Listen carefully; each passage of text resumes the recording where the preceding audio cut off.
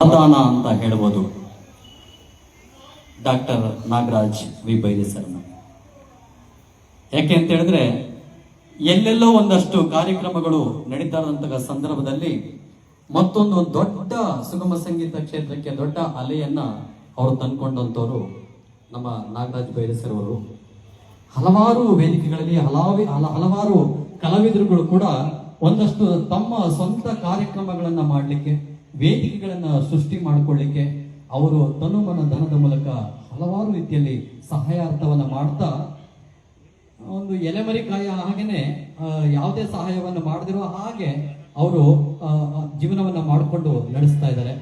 ಅವರಿಗೆ ಈ ಸಮಯದಲ್ಲಿ ಮುಂದೆಯೂ ಕೂಡ ಇಂತಹ ಸೇವೆಯನ್ನ ನಿರ್ದಿಷ್ಟವಾಗಿ ಮಾಡಲಿ ಅಂತ ಒಂದು ದೊಡ್ಡ ಅಧಿಕಾರ ಸ್ಥಾನಮಾನಗಳು ಅವರಿಗೆ ಲಭಿಸಲಿ ಅಂತ ಈ ಮೂಲಕ ನಾವು ಒಂದು ಸಾಪಾಸ ಒಂದು ಸಂಸ್ಥೆ ಮೂಲಕವನ್ನ ನಾವು ಆಶಿಸ್ತೇವೆ ಸರ್.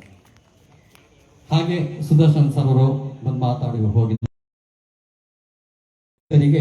ನಾನು ತರಬೇತಿಗಾರನಾಗಿ ಹೋಗಿದ್ದೆ, ತರಬೇತಿಯನ್ನ ನೀಡಿದೆ ಒಂದಷ್ಟು ಹಾಡುಗಳಿಗೆ. ಅಲ್ಲಿ ನನಗೆ ಬಹಳಷ್ಟು ರೀತಿಯಲ್ಲಿ ಒಡನಾಟವನ್ನ ಅವ್ರ ಜೊತೆಗೆ ಇಟ್ಕೊಂಡು ಬರ್ತಾ ಇದ್ದೇನೆ. ಮಾತ್ರವಲ್ಲ, ಹಲವಾರು ವೇದಿಕೆಗಳಲ್ಲಿ ಒಂದಷ್ಟು ಕನ್ನಡ ಚಲನಚಿತ್ರ ಗೀತೆಗಳಾಗಿರ್ಬೋದು, ಸುಗಮ ಸಂಗೀತ ಆಗಿರ್ಬೋದು, ಹಾಗೇನೆ ಬಹಳ ಮುಖ್ಯವಾಗಿ ನಮ್ಮ ಮೈಸೂರು ಪ್ರಾಂತ್ಯದಲ್ಲಿ ಹಲವಾರು ಗಾಯಕರ ಸಾಂಗತ್ಯದಲ್ಲಿ ಎಲ್ಲರನ್ನೂ ಗುರುವಾಗಿ ಸ್ವೀಕರಿಸಿಕೊಂಡು ಅವರು ಪ್ರೀತಿಯ ವಿದ್ಯಾರ್ಥಿಯಾಗಿ ಎಲ್ಲವನ್ನ ಕಲಿಬೇಕೆಂಬ ಆಶಯವನ್ನು ಇಟ್ಕೊಂಡಿದ್ದಾರೆ ನಮ್ಮ ಉಮೇಶ್ ಸರ್ ಅವರು. ಅದು ನಮಗೆ ನಿಜಕ್ಕೂ ಸ್ಫೂರ್ತಿ ಅಂತ ನಾನಾದ್ರೂ ಭಾವಿಸ್ತಾ ಇದ್ದೇನೆ. ಇನ್ನು ಒಂದು ಮಾತು ಹೇಳಲಿಕ್ಕೆ ಇಷ್ಟಪಡ್ತೇನೆ. ಒಂದು ಪುರುಷೋತ್ತಮರು ನನಗೆ ಹೇಳ್ತಾ ಇದ್ರು, ದೊಡ್ಡ ಕಾರ್ಯಕ್ರಮದಲ್ಲಿ ಒಂದು ಕಲಾಮಂದಿರ ವಾತಾವರಣದಲ್ಲಿ ಕಾರ್ಯಕ್ರಮ ಆಗ್ತಾ ಸಂದರ್ಭದಲ್ಲಿ ಇಷ್ಟೊಂದು ಜನ ಇದಾರಲ್ಲ, ಬರೀ ಅಲ್ಲಿ ಬೆಳ್ಳಣಿಕೆ ಎಷ್ಟು 4 ಜನ ಇದ್ದಾರೆ, 5 ಜನ ಇದ್ದಾರೆ, ಇವ್ರಿಗೋಸ್ಕರ ನಾವೇನು ಹಾಡೋದು, ಇವ್ರಿಗೋಸ್ಕರ ಏನು ಕಾರ್ಯಕ್ರಮ ಕೊಡೋದು? ನಾವೆಲ್ಲ ದೊಡ್ಡ ದೊಡ್ಡ ಗಾಯಕರು, ಇಲ್ಲೆಲ್ಲ ಬಂದು 4 ಜನಕ್ಕೆ ಹಾಡ್ತಾ ಕೂತ್ಕೊಳ್ಳೋಣ, ಜನ ಬರಲಿ ಅಂದ್ಕೊಂಡು ಸುಮಾರು 1 ಗಂಟೆಗಳ ಕಾಲ ಅವ್ರ ಕಾರ್ಯಕ್ರಮವನ್ನು ಅವರು ಮಹಾನ್ಮಾರು ಕೊಡಲಿಲ್ಲ. ಆದರೆ ದೊಡ್ಡ ಶಕ್ತಿ ರಂಗಭೂಮಿಯ ಭೀಷ್ಮ ಅಂತ ಹೇಳಿದ್ರು ತಪ್ಪಾಗ್ಲಾರ್ದು. ಅವರು ಒಂದು ಮಾತು ಹೇಳ್ತಾರೆ, ನನಗೆ ಹೃದಯ ತುಂಬರುತ್ತೆ. ನಾವು ಕಂದ ಯಾರಿಗೋಸ್ಕರ ಹಾಡ್ತಾ ಇದ್ದೀವಿ? ತಾಯಿ ಸರಸ್ವತಿಗೋಸ್ಕರ, ಶಾರದೆಗೋಸ್ಕರ, ಪರಮಾತ್ಮನಿಗೋಸ್ಕರ ಕೂತ್ಕೊಂಡು ಹಾಡ್ತಾ ಇದ್ದೀವಿ. ಅಲ್ಲಿ ಇಬ್ಬರು ಲೆಕ್ಕ ಇಟ್ಕೊಳ್ಳೋದಿಲ್ಲಪ್ಪ ಅಂದ್ಕೊಂಡು ಒಂದು ಮಾತು ಹೇಳ್ತಾರೆ. ನಾವು ಯಾರಿಗೋಸ್ಕರ ಹಾಡಬೇಕು, ಹೇಗೆ ಆಡಬೇಕು ಅನ್ನೋದನ್ನ ನಿಜಕ್ಕೂ ಮನಸ್ಸಿಗೆ ನಾವು ತುಂಬ್ಕೋಬೇಕು. ನಮ್ಮಂತ ಗಾಯಕರು ಅವರಿಂದ ಇದಿಷ್ಟಂತಲ್ಲ, ಬಹಳ ವಿಚಾರಧಾರೆಗಳನ್ನ ಅವರಿಂದ ನಾವು ಕಲಿಬಹುದು. ಅಷ್ಟು ವಿಷಯಗಳನ್ನ ಸಂಪತ್ತನ್ನು ಇಟ್ಕೊಂಡಿದ್ದಾರೆ. ಆದ್ರೆ ನಾನು ಯಾವುದೇ ಒಬ್ಬ ಕಲಾವಿದ ಅಲ್ಲ ಅನ್ನೋದನ್ನ ಅವರು ತಲೆಗೆ ಹಾಕೊಂಡು ಜೀವನ ಮಾಡ್ತಾ ಇದಾರಲ್ಲ, ಇವರು ದೊಡ್ಡ ಮಾರ್ಗದರ್ಶನ ನಮಗೆ ಸರ್. ಇಷ್ಟು ಸರಳವಾಗಿ ಬದುಕಬಹುದಾ ಒಬ್ಬ ಕಲಾ ಸಂಪತ್ತು ಇರ್ತಕ್ಕಂಥವ್ರು? ಯಾಕಂದ್ರೆ ದೊಡ್ಡ ಸ್ವಲ್ಪ ಕಲೆಯನ್ನ ನಾವು ಇಟ್ಕೊಂಡ ತಕ್ಷಣ ಅದನ್ನ ತಲೆಗೆರಿಸ್ಕೊಂಡು ನಾನು ದೊಡ್ಡ ಕಲಾವಿದ ಅಂತ ಬಿಂಬಿಸ್ಕೊಂಡು ಬೇಕಾದಷ್ಟು ಲಾಭಿಗಳನ್ನ ಮಾಡಿಕೊಂಡು ಬೇಕಾದಷ್ಟು ಪ್ರಶಸ್ತಿಗಳನ್ನ ಪಡ್ಕೊಳ್ಳುವ ದಿಟ್ಟಿನಲ್ಲಿ ಓಡ್ತಾ ಇರ್ತಾರೆ. ಹಾಗೆ ನೋಡ್ಬಿಟ್ರೆ ಇವರು ಹಾಗೆಲ್ಲ ಆ ಸಮಯದಲ್ಲಿ ಓಡ್ಬಿಟ್ಟಿದ್ರೆ ಅದೆಂತೆಂತ ಪ್ರಶಸ್ತಿಗಳು ಈ ಒಂದು ಸಮಾಜ ಸರ್ಕಾರದಲ್ಲಿ ಇದ್ವೋ ಅದನ್ನೆಲ್ಲವೂ ಪಡ್ಕೊಂಡ್ಬಿಡ್ಬೋದಾಗಿತ್ತು ನನ್ನ ಪ್ರಕಾರ. ಅಂತಹ ದೊಡ್ಡ ಚೇತನ ನಮ್ಮೊಟ್ಟಿಗಿದ್ದಾರೆ. ಹಾಗೆ ಮೈಸೂರು ಕೃಷ್ಣಮೂರ್ತಿ ಸರ್ ಬಗ್ಗೆ ನಾನು ಏನೂ ಹೇಳೋಂಗಿಲ್ಲ. ಯಾಕಂದ್ರೆ ಕಳೆದ ಬಾರಿ ಅವರು ಮಾತಾಡಿದಂಥ ಮುತ್ತುಗಳು, ಕನ್ನಡದ ಮುತ್ತುಗಳನ್ನು ನಾವೆಲ್ಲರೂ ಕೇಳಿದೀವಿ. ನಾನಂತೂ ನನಗೊಂದು ಸೌಭಾಗ್ಯ ಸಿಕ್ತು. ನಾನು ಅನ್ಕೊಳ್ತಿದ್ದೆ ಅವ್ರ ವಿದ್ಯಾರ್ಥಿಯಾಗಿ ನಾನು ಜೀವನ ಕಳೀಲಿಲ್ವಲ್ಲ ಅಂತ. ಆದ್ರೆ ಒಂದು ಸೌಭಾಗ್ಯ ಸಿಕ್ತು, ಅವರೊಟ್ಟಿಗೆ ನಾನು ಸಹೋದ್ಯೋಗಿಯಾಗಿ ಕೆಲಸ ಮಾಡ್ತಕ್ಕಂತಹ ಒಂದು ಅವಕಾಶ ನನ್ನ ಮಹಾರಾಣಿಸ್ ಕಾಲೇಜಿನಲ್ಲಿ ನನಗೆ ಸಿಕ್ತು. ಅವರೊಟ್ಟಿಗೆ ಇದ್ದಾಗ ಅಲ್ಲೊಂದು ಹಾರ್ಮೋನಿಯಂ ಕೂಡ ಇತ್ತು. ನಾವು ಒಟ್ಟಿಗೆ ಎಷ್ಟು ಗೀತೆಗಳನ್ನ ಹಾಡಿದೀವೋ ಎಲ್ಲ ಪ್ರಾಧ್ಯಾಪಕರು ಸೇರಿಕೊಳ್ತಾ ಇದ್ರು. ಒಂದು ರಾಗದಲ್ಲಿ ಎಷ್ಟು ಹಾಡುಗಳು ಬರ್ತವೆ, ತಾಳದಲ್ಲಿ ಎಷ್ಟು ಹಾಡುಗಳು ಬರ್ತವೆ, ಹೀಗೆ ಹಲವಾರು ವಿಚಾರಗಳನ್ನು ನಮ್ಗೆ ತಿಳಿಸ್ಕೊಡ್ತಾ ಹೋಗ್ತಾ ಇದ್ರು. ಅವರು ಯಾವ ವಿಷಯ ಅಂತ ಹೇಳ್ಬೋದು, ಪ್ರತಿಯೊಂದು ವಿಷಯದ ಬಗ್ಗೆ, ಜನಪದ ತಗೊಳ್ಳಿ, ಸಾಹಿತ್ಯ ತಗೊಳ್ಳಿ, ವಿಮರ್ಶೆ ತಗೊಳ್ಳಿ, ಕನ್ನಡದ ಬಗ್ಗೆ ಎಷ್ಟು ವಿಚಾರಧಾರೆಗಳನ್ನ ತುಂಬಿಕೊಂಡು ಜೊತೆಗೆ ಗಾಯಕನಾಗಿದ್ಕೊಂಡು, ಅಷ್ಟೇ ಅಲ್ಲ ದೊಡ್ಡ ನಟರು ಕೂಡ ಅವರು. ನಾನು ಅವ್ರ ಅಭಿನಯನೂ ಕೂಡ ನೋಡಿದ್ದೆ. ನಾನು ಅವ್ರ ಪಾಠ ಕೇಳಲಿಕ್ಕೆ ಮಕ್ಕಳು ಬಹಳ ಆತರ ಕೂತ್ಕೊಳ್ತಾ ಇದ್ರು. ಆದ್ರೆ ಒಬ್ಬ ಶಿಕ್ಷಕನಿಗಿರ್ಬೇಕಂತ ದೊಡ್ಡ ಗುಣ ಯಾವುದು ಅಂತಂದ್ರೆ ಮಕ್ಕಳು ಪಾಠ ಕೇಳಬೇಕು ಅಂತ. ನೀವು ನಂಬಲ್ಲ, ಅವರಿಗೆ ಬೇರೆ ಕಡೆ ಹೋದಾಗ ಬಹಳ ನಿರಾಸೆ ಮಾಡ್ಕೊಂಡು ನನಗೆ ಬಹಳಷ್ಟು ಸರಿ ನನಗೆ ಹೇಳಿದ್ದಾರೆ, ಅಣ್ಣ ನನಗಿಲ್ಲಿ ಪಾಠ ಮಾಡೋಕ್ಕಾಗ್ತಾ ಇಲ್ಲ, ಮಕ್ಕಳಿಲ್ಲ. ತುಂಬಿದ ಹಾಗೆ 100 ಜನಕ್ಕೆ ಪ್ರತಿ ಸರಿ ಪಾಠ ಮಾಡ್ತಾ ವಿದ್ಯಾಧಾರೆಯನ್ನ ಇರತಕ್ಕಂಥ ವ್ಯಕ್ತಿಗೆ ಈ ಹಸಿವು ಇರಬೇಕಾಗಿರ್ತಕ್ಕಂಥದ್ದು ಒಬ್ಬ ಶಿಕ್ಷಕನಿಗೆ ನಿಜಕ್ಕೂ ಸತ್ಯ ಅಂತ ನಾನು ಹೇಳಲಿಕ್ಕೆ ಇಷ್ಟಪಡ್ತೀನಿ. ಸರ್, ನೀವು ಇಲ್ಲಿರೋದು ನನಗೆ ಬಹಳ ಸಂತೋಷ ಆಯಿತು. ನೋಡಿ, ಅವರು ಕನ್ನಡಕ್ಕೋಸ್ಕರ ಕನ್ನಡ ಗೀತೆಗಳು ಅಂತಂದ್ರೆ ನಾನು ಒಬ್ಬ ಅಭಿಮಾನಿಯಾಗಿ ಬಂದು ಕೂತ್ಕೊಳ್ತೀನಿ ಅಂತ ಹೇಳ್ತಾರೆ. ಎಷ್ಟು ದೊಡ್ಡ ವ್ಯಕ್ತಿ, ಖುಷಿ ಆಗುತ್ತೆ. ಹಾಗೆ ನನಗೀಗ ನನ್ನ ಗೆಳೆಯ ಪುರುಷೋತ್ತಮ ನಾನು ನೆನ್ಪು ಮಾಡ್ಕೊಂಡೆ ಸಮಯ ಆಗ್ತಾ ಇದೆ ಅನ್ಕೊಳ್ತೀನಿ, ಬೇಗ ಮಾತು ಮುಗಿಸ್ತೇನೆ. ನನಗೆ ಈಗ ಅನಿಸ್ತಾ ಇದೆ, ಮೊನ್ನೆ ಇಲ್ಲಿ ಕಾರ್ಯಕ್ರಮ ಆಗಿದೆ, ನಾವು ಇಲ್ಲೇ ಇನ್ನೂ ಕುಳಿತುಕೊಂಡಿದ್ದೀವೇನೋ, ಅದು ಮುಂದುವರೆದ ಭಾಗ ಅನಿಸ್ತಾ ಇದೆ. ಅದೇ ರೀತಿ ಎಲ್ಲರೂ ಅವರವರ ಮುಖಗಳನ್ನು ನಾನು ಗಮನಿಸ್ತಾ ಇದ್ದೀನಿ. ನನ್ನ ಪ್ರೀತಿಯ ವಿದ್ಯಾರ್ಥಿನಿಯರು ಬಹಳಷ್ಟು ಜನ ವಿದ್ಯಾರ್ಥಿಗಳು ಇದ್ದೀರಿ, ಬಹಳ ಸಂತೋಷ ಆಗ್ತಾ ಇದೆ. ಸೊ ಹಾಗೆ ನಾನು ಡಾಕ್ಟರ್ ನಿಂಗರಾಜ್ ಅವರು, ಆಮೇಲೆ ಬಹಳಷ್ಟು ಜನ ಇದ್ದಾರೆ. ಅದರಲ್ಲಿ ಜಿ ಕನ್ನಡ ಹೆಡ್ ಹುಣಸೂರು ರಾಘವೇಂದ್ರ ಆಗಿರ್ಬೋದು, ನಾವೆಲ್ಲರೂ ಕೂಡ ಜೊತೆಗೆ ಮಹೇಶ್ ಬಾಗ್ಲಿ ಅವರು ಅಂತ ನೆನ್ಪು ಮಾಡ್ಕೊಳ್ಬೇಕು. ಯಾಕಂದ್ರೆ ಅವ್ರಿಗೆ ಎಂತ ಹಸಿವಿತ್ತು ಅಂತಂದ್ರೆ ಹಾಡು ಕಲಿಬೇಕು ಅನ್ನೋ ಹಂಬಲ ಇತ್ತಲ್ಲ, ಇವತ್ತು ದೊಡ್ಡ ಸಾಹಿತ್ಯವಾಗಿ ಹೊರಹೊಮ್ಮಿದ್ದಾರೆ. ನಿಜಕ್ಕೂ ಅದು ಬಹಳ ದೊಡ್ಡ ವಿಷಯ. ಇಲ್ಲಿವರೆಗೂ ಅವರ ಪಯಣ ಬೆಳೆಸ್ಕೊಂಡು ಬಂದಿದೆ. ಆ ಪಯಣದ ಹಿಂದೆ ಅವ್ರನ್ನ ಒಂದು ದಾರದಲ್ಲಿ ಎಳ್ಕೊಂಡು ಬರ್ತಾರೆ ಅಂತ ಹೇಳ್ತಾರಲ್ಲ, ಹಾಗೆ ರಥವನ್ನ ಎಳ್ಕೊಂಡು ಬಂದವರು ನಾವು ಪುರುಷೋತ್ತಮ ಅವರು ಅಂತ ಅದ್ಭುತ ಕಾರ್ಯವನ್ನು ಮಾಡಿದ್ದಾರೆ. ನನ್ನ ಗೆಳೆಯ ಪುರುಷೋತ್ತಮ ಬಗ್ಗೆ ಮಾತಾಡಬೇಕು ಅಂದ್ರೆ ನನಗೆ ಮನಸ್ಸು ತುಂಬ ಬರುತ್ತೆ. ಇಲ್ಲಿ ಎಂಥ ಸಮಯದಲ್ಲಿ ನಾವು ನೆನ್ಪಡ್ಕೋಬೇಕು ಅಂತಂದ್ರೆ, ಎಷ್ಟು ತಂಗಾಳಿ ಇಲ್ಲಿ ಇದೆಯೋ, ಎಷ್ಟು ತಂಪಾದ ವಾತಾವರಣ ಇದೆಯೋ, ಅಷ್ಟೇ ಶಾಂತತೆಯಿಂದ ತಂಪಾದವಾದಂಥ ಒಂದು ಹೃದಯವನ್ನು ಹೊಂದಿರತಕ್ಕಂಥ ನನ್ನ ಆತ್ಮೀಯ ಗೆಳೆಯ. ನನಗೆಲ್ಲರೂ ಸರ್ ಸರ್ ಸರ್ ಅಂತ ಮಾತಾಡಿಸ್ತಾರೆ. ಎಲ್ಲೋ ಒಂದ್ ಕಡೆ ಹೋಗೋ ಬಾರೋ ಅನ್ನೋ ಒಂದು ಗೆಳೆಯನಲ್ಲಿ ಅವನು ಪ್ರಮುಖ ನನ್ನ ಗೆಳೆಯ.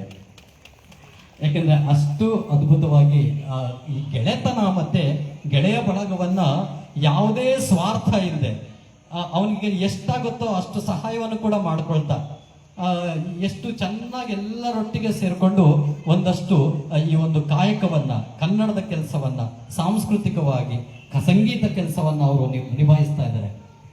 ನಾನು ಒಂದಷ್ಟು ಮಹಾರಾಜ ಕಾಲೇಜಿನಲ್ಲಿ ಒಂದು ಸ್ಪರ್ಧೆ ಇತ್ತು, ಅಲ್ಲಿ ಹಾಡ್ತಾ ಇದೆ. ಅದನ್ನು 2 ವರ್ಷದ ಹಿಂದೆ ನಾನು ಸಿದ್ದಯ್ಯ ಸ್ವಾಮಿ ಬನ್ನಿ ಹಾಡ್ಬಿಟ್ಟು ಪ್ರಥಮ ಬಹುಮಾನವನ್ನು ತಗೊಂಡಿದ್ದೆ.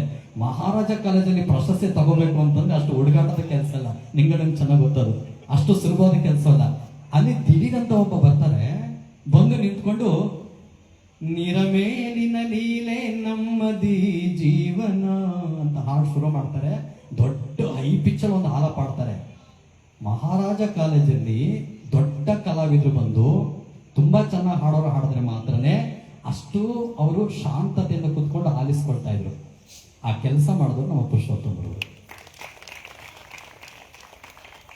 ಹೀಗೆ ಒಬ್ಬ ಗಾಯಕನಾಗಿ, ಒಬ್ಬ ಕೀಬೋರ್ಡ್ ವಾದಕನಾಗಿ ಹಲವಾರು ಕೆಲಸಗಳನ್ನ ಮಾಡ್ತಾ ಇದ್ದಾರೆ. 22 ವರ್ಷದಿಂದ ನಾವು ಅವರೆಲ್ಲ ಒಟ್ಟಿಗೆ ಕೆಲಸವನ್ನ ಮಾಡ್ತಾ ಇದ್ದೇವೆ. ಆದರೆ ಅವರಿಗೆ ಸಿಗಬೇಕಾದಂಥ ಸ್ಥಾನಮಾನ ಇನ್ನೂ ಹೆಚ್ಚಾಗಿ ಸಿಗಲಿಲ್ವಲ್ಲ ಅನ್ನೋ ಕೊರಗು ಅವ್ರಿಗಿದ್ದೇ ಇದ್ರು ನನಗಂತೂ ಇದೆ. ಯಾಕೆಂತಂದ್ರೆ ಯಾಕಂದ್ರೆ ಯಾವುದೇ ಪ್ರಶಸ್ತಿಗಳ ಹಿಂದೆ ಹೋದವರಲ್ಲ. ನಮಗೆಲ್ಲ ಈಗೇನು ರಾಜ್ಯೋತ್ಸವ ಪ್ರಶಸ್ತಿ ಅದೇನೋ ಸಿಕ್ಕಿದೆಲ್ಲ, ಅದೆಲ್ಲ ಏನಿಲ್ಲ. ಅದೆಲ್ಲ ಅಂತ ಪ್ರಶಸ್ತಿಗಳೆಲ್ಲ ಕರ್ನಾಟಕ ರಾಜ್ಯ ಪ್ರಶಸ್ತಿ ಅವ್ರಿಗೆ ಲಭಿಸಬೇಕು. ಅಂತಹ ದೊಡ್ಡ ಸಾಮರ್ಥ್ಯವನ್ನ ಉಳ್ತಕ್ಕಂಥ ನನ್ನ ಗೆಳೆಯ ಪುರುಷೋತ್ತಮ ಈಗಲಾದ್ರೂ ಒಂದು ವೇದಿಕೆಯನ್ನು ಸೃಷ್ಟಿ ಮಾಡಿಕೊಂಡು ಸಾಪಾಸ ಅಂತ ಮಾಡಿಕೊಂಡು ಸಾಧನೆ ಮಾಡಿರೋದನ್ನ ತೋರಿಸ್ಲಿಕ್ಕೆ ನಿಂತಿದ್ದೀರಿ ಸರ್. ನಿಮಗೆ ಇವಾಗ ನಾವು ಸ್ವಾಗತವನ್ನ ಕೋರ್ತಾ ಇದ್ದೇವೆ. ಆಕ್ಚುಲಿ ದೊಡ್ಡ ಸಾಧನೆ ನಿಮ್ಮಿಂದ ಆಗಲಿ, ದೊಡ್ಡ ಕನ್ನಡದ ಕೆಲಸ ಆಗಲಿ. ಹೆಚ್ಚು ಮಾತಾಡೋದಿಲ್ಲ, ಆದರೆ ಹಾಡು ನಿಂತ್ಕೊಂಡ್ರೆ ಅವನಂತ ಗಾಯಕ ಇನ್ನೊಬ್ಬರಿಂದ ಅಷ್ಟು ಗೀತೆಗಳನ್ನ ನಾನು ಈಗಲೂ ಕೂಡ ಮಾದೇವ ಬಾರಯ್ಯ ಅಂತ ಹಾಡನ್ನ ಕೇಳ್ತೀನಿ. ಕೇಳಿದಾಗ ಕಣ್ಣಲ್ಲಿ ನೀರು ಬರುತ್ತೆ. ಯಾರಪ್ಪ ಇಷ್ಟು ಚೆನ್ನಾಗಿ ಹಾಡಿದೆ ಅಂತ. ನಾನು ಮೊದಲೇ ನನ್ನ ಪುರುಷೋತ್ತಮ ವಾಯ್ಸಿದ್ದಾಗಿದೆ ಅಂತ ಫೋನ್ ಮಾಡಿದಾಗ, ಹೌದು ಚಿನ್ನ ನಾನೇ ಹಾಡಿರೋದು ಅಂತ ಹೇಳ್ತಾನೆ. ಎಷ್ಟು ಆನಂದ ಕೊಡುತ್ತೆ ಆ ಗೀತೆ ಮಾದೇವ ಬಾರಯ್ಯ. ಎಷ್ಟು ಮನೆಗಳನ್ನ ಅದು ಸಂತೈಸಿದೆ, ಎಷ್ಟು ಮನೆಗಳಿಗೆ ಶಕ್ತಿಯನ್ನ ಅದು ಸಂತೈಸಿದೆ ಅಂತ ಹೇಳಲಿಕ್ಕೆ ನಾನು ಈ ಸಮಯದಲ್ಲಿ ನಾನು ನೆನ್ಪು ಮಾಡ್ಕೊಳ್ಳೋಕೆ ಇಷ್ಟಪಡ್ತೇನೆ. ಲಾವಣ್ಯ ಅವ್ರಿಗಂತೂ ದೊಡ್ಡ ತುಡಿತಾ ಇದೆ. ಹೇಗಾದ್ರೂ ಮಾಡಿ ನಮ್ಮ ಪುರುಷೋತ್ತಮರವರು ಈ ಕ್ಷೇತ್ರದಲ್ಲಿ ಇನ್ನೂ ದೊಡ್ಡ ಸಾಧನೆ ಮಾಡಬೇಕು ಅಂತ. ಯಾಕಂದ್ರೆ ಅವರು ಮುನ್ನೋಗೋದಿಲ್ಲ. ಕೆಲವರು ತಳ್ಕೊಂಡು ಹೋಗ್ತಾನೆ ಇದ್ದಾರೆ ಮುಂದೆ, ಅವ್ರು ಮುನ್ನೋಗೋದಿಲ್ಲ. ಆ ಕೆಲಸವನ್ನ ನೀವು ಜೊತೆ ನಿಂತ್ಕೊಂಡು ಮಾಡ್ತಾ ಇದ್ದೀರಾ. ನಮ್ಮ ಎಲ್ಲ ಗೆಳೆಯರ ಬಳಗ ನಿಮ್ಮ ಜೊತೆಗೆ ಇರ್ತೇವೆ. ನೀವು ಏನು ಮಾಡಬೇಕು ಅಂದ್ಕೊಂಡಿರೋ ಈ ಸಂಸ್ಥೆ ಜೊತೆಗೆ, ಇದು ನನ್ನ ಸಂಸ್ಥೆ, ಇದು ನಮ್ಮ ಸಂಸ್ಥೆ ಅಂತ ನಾವು ದುಡಿಲಿಕ್ಕೆ ನಾವು ಸದಾ ನಿಮ್ಮ ಜೊತೆಗೆ ಇರ್ತೇವೆ. ಹಾಗಾಗಿ ಇನ್ನು ಹೆಚ್ಚು ಮಾತಾಡ್ಲಿಕ್ಕೆ ಹೋಗೋದಿಲ್ಲ. ಬಹಳಷ್ಟು ಅವನ ಬಗ್ಗೆ ನನ್ನ ಜೊತೆ ಮಾತಾಡಬೇಕು ಅಂತ ಅಂದ್ಕೊಂಡು ಬಂದೆ. ಈ ಸಮಯ ನೋಡ್ತಾ ಇದ್ರೆ ನಿಮ್ಮ ಗಾಯನ ಕಾರ್ಯಕ್ರಮ ಹೆಚ್ಚು ಪ್ರಧಾನವಾಗಿರಲಿ ಅನ್ನೋ ಆಶಯದೊಂದಿಗೆ ನಾನು ಬಹಳ ಈ ಒಂದೆರಡು ಮಾತುಗಳನ್ನ ಆಡು ಮುಗಿಸ್ತೇನೆ. ಇನ್ನು ನನ್ನ ಮತ್ತೊಬ್ಬರ ಗೆಳೆಯರಾದಂತಹ ಸೌತ್ ಝೋನ್ ಅದು ಒಂದ್ ಕಡೆ ಇತ್ತು ಅಂತ ಹೇಳಿದ್ರೆ, ಇನ್ನೊಂದು ಹಳ್ಳಿ ಜನಗಳಿಗೆ ಒಂದು ಯುವಜನ ಅಂತ ಕೇಂದ್ರದಿಂದ ನಮಗೆ ಸ್ಪರ್ಧೆಗಳನ್ನ ಮಾಡೋರು. ಅಲ್ಲಿ ದೊಡ್ಡ ಎಲ್ಲಾ ಒಂದು ವಾದ್ಯಗಳನ್ನ ನುಡಿಸ್ತಾರಂತ ಒಬ್ಬ ದೊಡ್ಡ ಪ್ರತಿಭೆ ಬಂದು ನಿಂತ್ಕೊಳ್ಳುತ್ತೆ. ಆ ಪ್ರತಿಭೆ ಇನ್ಯಾರು ಅಲ್ಲ, ನಮ್ಮ ರಘುನಾಥ್ ಅವರು. ನಾವು ಅಲ್ಲಿ ಅವರನ್ನ 20 ವರ್ಷದ ಹಿಂದೆ 2002-2003 ನಮ್ಮ ಜರ್ನಿ ಈ ಕ್ಷೇತ್ರದಲ್ಲಿ ಮುಂದುವರಿತಾ ಬರ್ತಾ ಇದೆ. ಆ ನಿಟ್ಟಿನಲ್ಲೇ ಸೊ ನೆನ್ಪು ಮಾಡ್ಕೊಳಕ್ಕೆ ಇಷ್ಟಪಡ್ತೇನೆ. ಕುಮಾರಿ ಭಗವಂತಾರಣಿಯವರು ತಂದೆಯಂತೆ ಅವರು ಬಹಳ ಸರಳ ಮುಗ್ಧೆ. ಆಮೇಲೆ ಎಷ್ಟು ಸರಳವಾಗಿರ್ತಾರೆ, ಅವ್ರು ಎಷ್ಟು ಚೆನ್ನಾಗಿ ಹಾಡ್ತಾರೆ. ಇಷ್ಟು ಹಾಡ್ಬಿಟ್ರೆ ಸಾಕು, ಬೆಂಗಳೂರಲ್ಲಿ ದೊಡ್ಡ ಆರ್ಟಿಸ್ಟ್ ಕೂತ್ಕೊಂಡ್ಬಿಡ್ತಾರೆ ಅಲ್ಲಿ. ಆದ್ರೆ ಎಷ್ಟು ಸರಳವಾಗಿದ್ದಾರೆ, ನಿಮ್ಮೊಳಗೆ ಒಂದಾಗಿದ್ದಾರೆ. ಯಾವಾಗ್ಲೂ ದೊಡ್ಡ ಗಾಯಕರು ಕೆಲವರು ಎಲ್ಲರೊಳಗೆ ಒಂದಾಗೋದಿಲ್ಲ, ಎಲ್ಲರಿಂದ ಒಂದಾಗಿ ನಿಂತ್ಕೊಳ್ಳೋಕೆ ಇಷ್ಟಪಡ್ತಾರೆ. ಸೊ ಎಲ್ಲರೊಳಗೆ ಒಂದಾಗಿ ಅವರು ಹಾಡ್ತಾ ಇದ್ದಾರೆ. ನಾನು ಈ ಸಮಯದಲ್ಲಿ ಅವ್ರನ್ನು ನಾನು ಕೂಡ ಅಭಿನಂದನೆ ಹೇಳಲಿಕ್ಕೆ ಇಷ್ಟಪಡ್ತೇನೆ. ಹಾಗೆ ಡಾಕ್ಟರ್ ಮಧುಸೂದನ್ ಅವರು ಮಹಾರಾಜ ಕಾಲೇಜಂತೂ ಹಲವಾರು ಪ್ರತಿಭೆಗಳಿಗೆ ಅವರು ಒಂದು ಕಾಯಕವನ್ನ ಮಾಡ್ತಾ ಇದ್ದೀರಿ ಸರ್, ನಿಮ್ಮ ನೆನಪು ಮಾಡ್ಕೊಳ್ತೇನೆ.